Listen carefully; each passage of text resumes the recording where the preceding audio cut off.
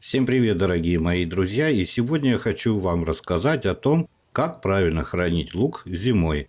Лук – один из главных овощей на нашем столе. Сажают его практически все дачники, а вот сохранить всю зиму дается единицам. Очень уж он капризный. И тем не менее, он может пролежать до весны, если учесть несколько важных моментов. Срок хранения в первую очередь зависит от сорта. Дольше всего хранятся поздние сорта репчатого лука. Они могут пролежать до апреля-мая. Желтые сорта лука хранятся, как правило, дольше. Среди них больше поздних, чем красные и белые. Они чаще ранние и среднеспелые. Лук, выращенный в северных регионах, хранится лучше южного.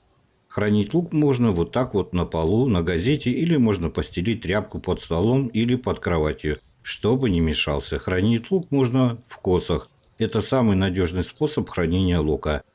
Существует два главных способа хранения лука при разной температуре. Холодный способ. В этом случае лук хранится при температуре от -3 до 0 градусов. Гнили в этом случае не развиваются, а мякоть лука не страдает, поскольку защищена сухими кроющими чешуями. Этот, пожалуй, самый надежный способ. Его применяют в профессиональных хозяйствах, но рядовому дачнику он недоступен. Но где найти такую постоянную температуру? Согласны со мной? Согласны. Теплый способ. В данном варианте лук хранится при температуре 20-24 градуса и относительной влажности воздуха 60-70%. Казалось бы, идеальный вариант. Можно держать его дома, но тут проблема. В наших квартирах воздух гораздо суше и лук быстро увядает. Поэтому важно выбрать правильный способ хранения. Но, к сожалению, прям идеального способа хранения невозможно достичь. Естественно, лук лучше хранить дома, вдали от отопительных приборов. И, как я говорил ранее, то ли под столом, то ли под кроватью. Кому как удобнее.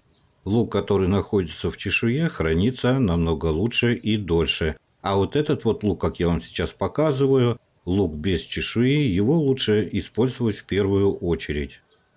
Хорошо просушенный лук можно хранить в ящиках и корзинах, но важно насыпать его небольшим слоем, чтобы он не сопрел и не загнил. Я храню именно таким способом. Не забываем один раз в месяц перебирать лук. Лук, который не имеет шелухи, я опускаю на еду в первую очередь, так как он портится быстрее. Я об этом тоже уже вам говорил, поэтому храните и кушайте. Всем пока-пока.